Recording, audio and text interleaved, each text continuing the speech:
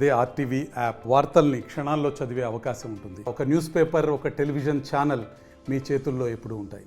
విలేకరులకు నమస్కారం. మళ్ళీ ఈరోజు ఫస్ట్ ప్రెస్ మీటింగ్ అభివృద్ధి కార్యక్రమాల గురించి, ముఖ్యంగా మా గౌరవనీయులు రేవంత్ రెడ్డి గారు ముఖ్యమంత్రి అయిన తర్వాత నియోజకవర్గ అభివృద్ధి గురించి,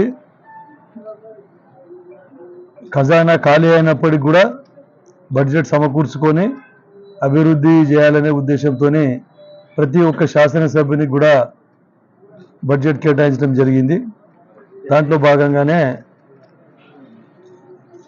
ఎస్డిఎఫ్ నిధులు ఏవైతే ఉన్నాయో ఎస్డిఎఫ్ నిధులు 10 కోట్ల వరకు ప్రపోజల్స్ ఇవ్వడం చెప్పడం జరిగింది.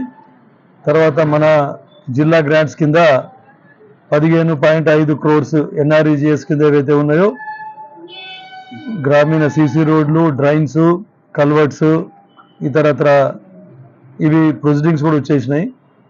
15.5 కోట్లకు ఎన్ఆర్ఈజిఎస్ కింద ప్రొసీడింగ్స్ ఇవ్వడం జరిగింది కలెక్టర్ గారు.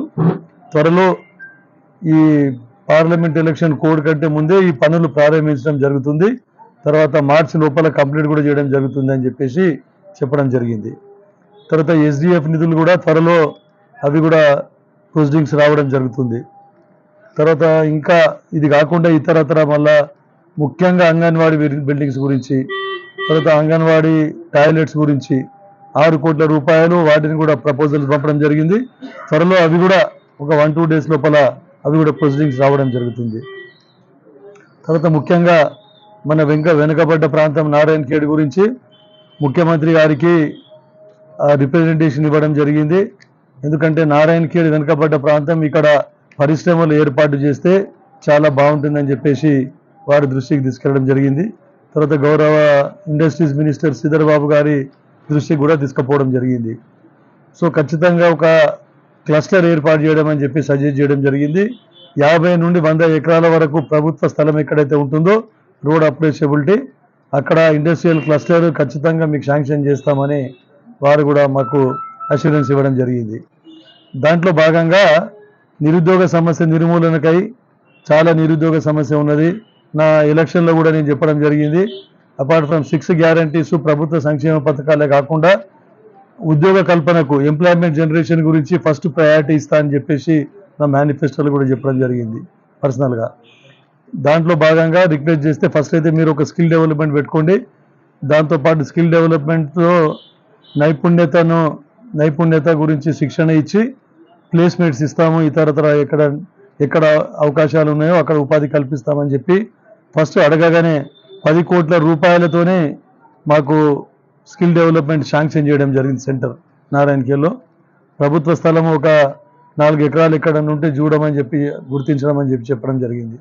4 ఎకరాలు ఆడియో గారికి చెప్పి గుర్తించడం జరిగింది. త్వరలో దీనికి కూడా ప్రొసీడింగ్స్ ఇవ్వడం జరుగుతుంది. త్వరలో పని కూడా స్టార్ట్ చేయడం జరుగుతుందని చెప్పడం.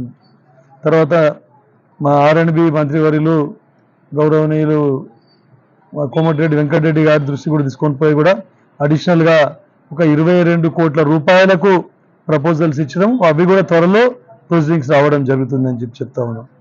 మొన్ననే గత ప్రభుత్వంలో శాంక్షన్ అయిన పనులు ఏవైతే ఉన్నాయో, గత ప్రభుత్వంలో అసలు అమౌంట్ లేకున్నా, ఒక్క రూపాయి కూడా ఖజానాలు లేకున్నా, ఉల్టా -6.5 లక్షల కోట్ల అప్పులుంటే, జీతాలు ఇవ్వలేని పరిస్థితి ఉంటే 100ల కోట్ల రూపాయలు, రాష్ట్రంలో చూస్తే 1000 కోట్ల రూపాయలకు ప్రొసీడింగ్స్ ఇవ్వడం జరిగింది అభివృద్ధి పనుల గురించి. ఎప్పుడు కూడా అభివృద్ధి పనుల్లో ఉన్న ఫండ్స్ కంటే మనకి ఏవైతే ఫండ్స్ లభ్యత ఉంటుందో దానికంటే ఒక 10%, 20% ఎక్కువగా ప్రపోజల్స్ ఇస్తే చాలా బాగుంటుంది.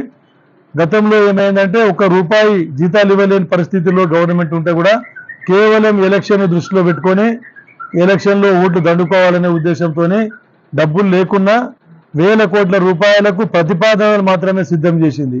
మీకు అందరికీ తెలుసు, ఇది దళిత బంధు గురించి కానీ ప్రపోజల్స్ ఇచ్చిండ్రు, గృహలక్ష్మి గురించి 100 మందికి ప్రపోజల్స్ ఇవ్వడం జరిగింది ఒక్కొక్క గ్రామానికి. అయినా కూడా ఎక్కడేసిన గొంగడు అక్కడే అవేమి అయ్యేవి కాదు, పోయేది కాదు. కానీ మా ముఖ్యమంత్రి రేవంత్ రెడ్డి గారి ప్రభుత్వం బడ్జెట్ అవైలబిలిటీని బట్టి, ఫండ్స్ లభ్యతను బట్టి ప్రతిపాదనలు ఇవ్వండి అని చెప్పేసి క్షుణ్ణంగా వివరించడం జరిగింది. దాని ప్రకారమే ఎక్కడెక్కడ ఫండ్స్ లభ్యత ఉన్నదో దాని ప్రకారం మేము ప్రపోజల్స్ ఇచ్చడం, త్వరలో ప్రొసీడింగ్స్ రావడం జరుగుతుంది. ఈ అభివృద్ధి కార్యక్రమాలు కూడా చేపట్టడం జరుగుతుంది. ఇక ముఖ్యంగా మొన్న కూడా నాట్ స్టార్టెడ్ వర్క్స్ ఏవైతే ఉన్నాయో అందరికీ అధికారులకు వాళ్ళ తప్పది, గత ప్రభుత్వం చేసిన తప్పు, ఉన్న ఫండ్స్ లేకున్నప్పటికీ కూడా ఎక్కువ ప్రపోజల్స్ ఇవ్వడం జరిగింది, ఎక్కువ ప్రొసీడింగ్స్ ఇవ్వడం జరిగింది.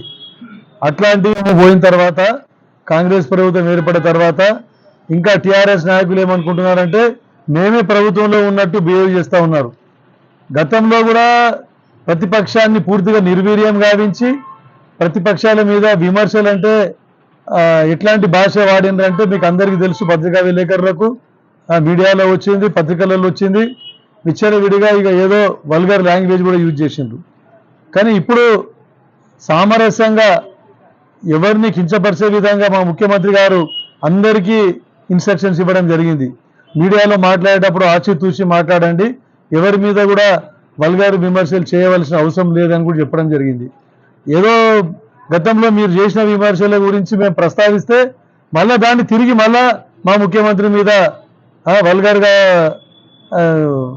కామెంట్ చేయడం ఇది పద్ధతి కాదని చెప్పేసి దాన్ని ఖండిస్తా ఉన్నాం. పత్రికా మూలకంగా చూస్తూ ఊరుకునే ప్రసక్తి లేదు. ఇంకా అధికారంలో ఉన్నామనే భ్రమలో నుంచి బయటికి రావాలని చెప్పేసి టీఆర్ఎస్ నాయకులకు నేను హెచ్చరిస్తా ఉన్నాను. మరిన్ని వీడియోస్ కోసం ఛానల్ ని సబ్స్క్రైబ్ చేయండి, లేటెస్ట్ అప్డేట్స్ కోసం వాట్సాప్ ఛానల్ ని ఫాలో చేయండి అండ్ లింక్ డిస్క్రిప్షన్ లో ఉంది.